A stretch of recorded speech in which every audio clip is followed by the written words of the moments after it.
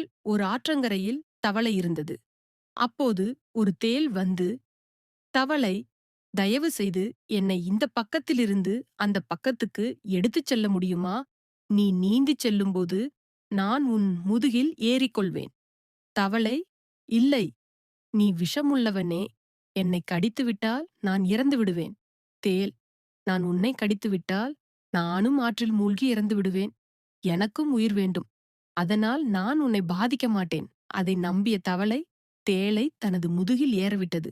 தவளை ஆற்றைக் கடக்கத் தொடங்கியது.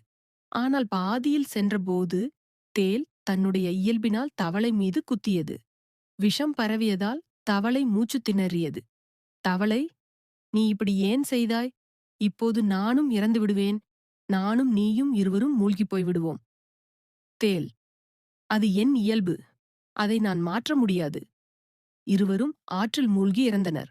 கற்பனை, மாறல்: தீய இயல்புடையவர்களை நம்ப வேண்டாம். அவர்கள் எப்போதும் தங்கள் இயல்பின்படி நடந்து பாதிப்பை உண்டாக்குவார்கள்.